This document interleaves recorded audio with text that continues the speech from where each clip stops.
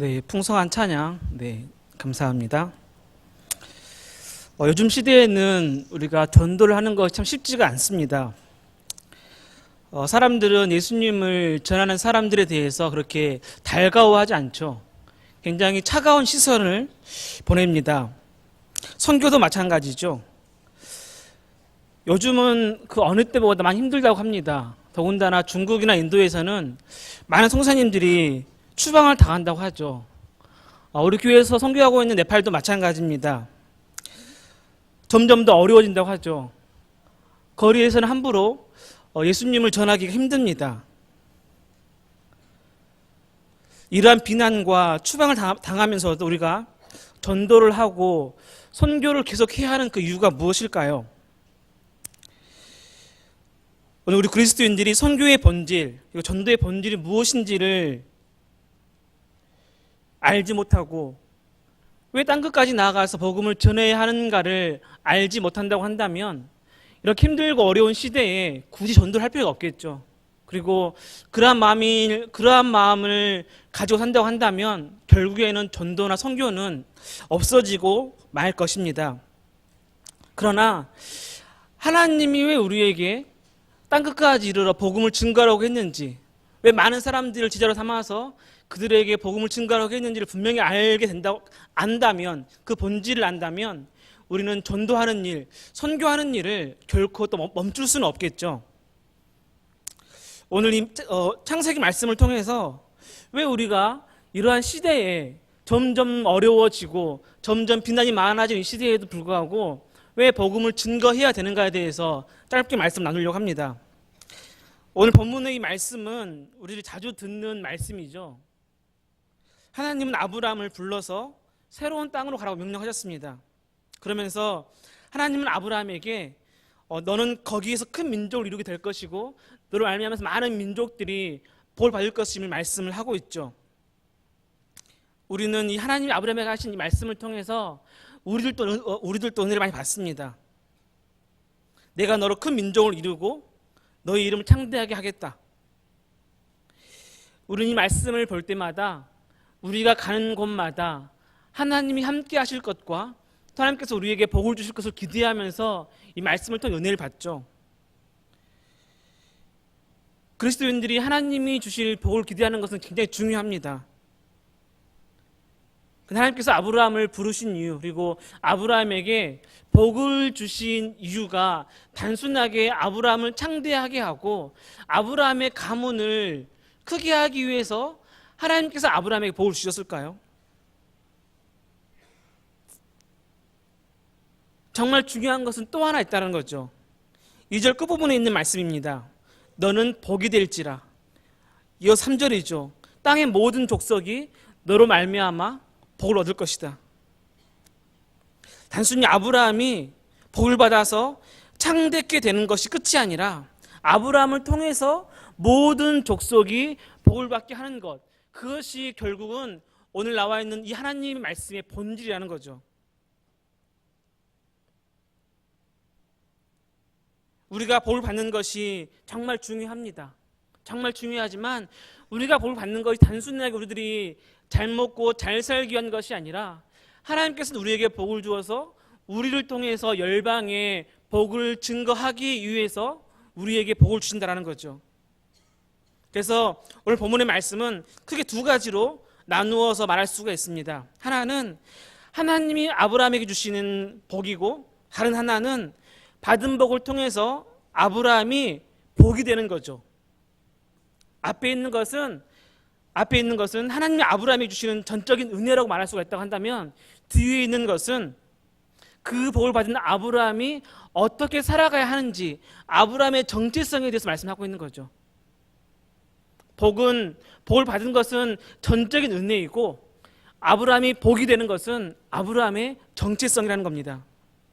그러니까 단순히 복을 받는 것이 끝나는 것이 아니라 자신이 복이 되는 것까지 나아가야 하는 거죠. 왜냐하면 복이 되는 것이 아브라함의 정체성이기 때문입니다. 근데 아브라함이 복을 받고 복이 되지 못한다고 한다면 그건 반쪽 신앙이고 반쪽 하나님의 백성이라는 거죠.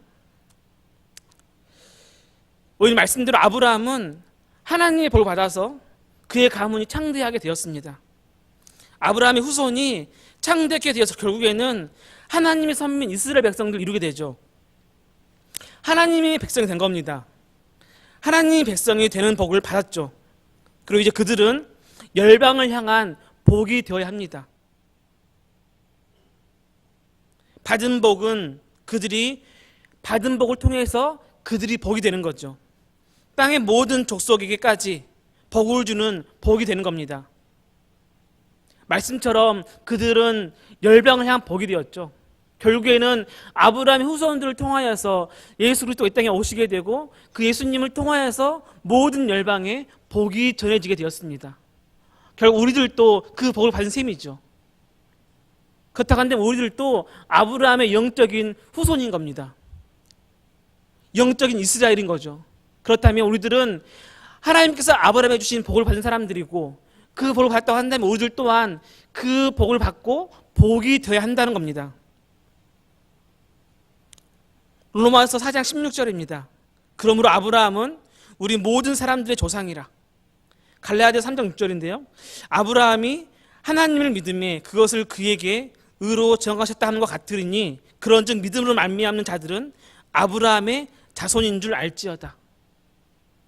여기 모인 우리 모두는 아브라함의 자손이죠. 영적인 자손입니다. 그렇다고 한다면 영적인 자손이 우리들이 하나님의 복을 받았다고 한다면 우리들은 복을 받고 복이 되어야 한다는 거죠. 우리들을 통해서 열방의 복을 전하는 사람들이 되어야 한다는 겁니다. 우리들은 하나님의 백성, 하나님의 자녀가 되는 복을 받았습니다. 그리고 동시에 우리들은 복이 되었습니다. 우리의 정체성이 바로 이제 복이 되었다는 거죠. 그렇다면 우리는 세상에서 복으로 살아야 합니다. 세상에서 복이 되고 복으로 산다는 것은 세상 열방의 복을 전하는 사람들로 살아야 한다는 거죠. 이것이 하나님 백성인 우리에게 주신 정체성입니다. 이 정체성이라는 것은 해도 되고 안 해도 되는 것이 아니라 반드시 해야 하는 거죠. 여기 있는 우리 모두가 하나님의 복을 받았고 복이 되었다고 한다면 우리들은 반드시 세상에서 복으로서 살아야 하는 겁니다. 그런데 많은 그리스도인들이 잘못된 시각을 가지고 있습니다.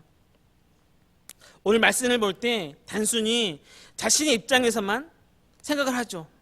그래서 하나님 백성의 정체성을 복을 받은 자라고만 생각을 합니다. 그리스도인의 정체성을 예수 믿고 축복을 받고 영생 얻는 자들로만 생각하는 거죠. 이것은 맞는 말이기도 하지만 또 틀린 말입니다. 하나님의 백성은 하나님의 백성들이 복을 받고 영생을 얻는 것은 그리스도인의 정체성이 아니라는 거죠.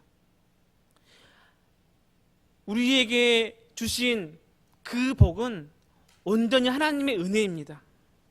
그럼 그리스도인의 정체성은 무엇이겠습니까? 바로 복이 되는 거죠. 이것이 하나님 백성의 정체성입니다.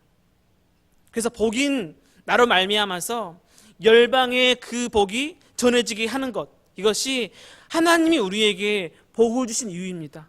하나님이 우리를 믿게 하신 이유죠. 우리들을 하나님의 백성으로 삼아주신 이유입니다. 만약 그리스도인의 정체성을 예수 믿고 볼 받아서 천국 영생이 보장된 사람들이다라고 한다면 그리스도인들은 세상에서 가장 이기적인 직장이 되고 말 것입니다.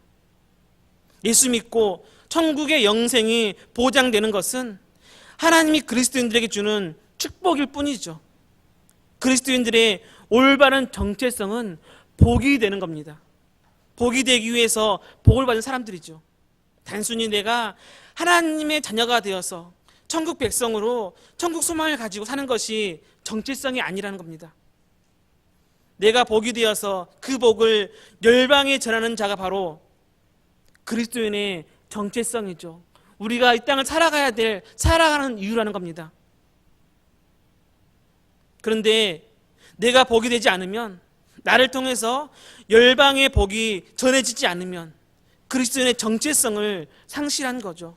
좀 더 강하게 말하면 그리스도인의 자격이 없다는 겁니다.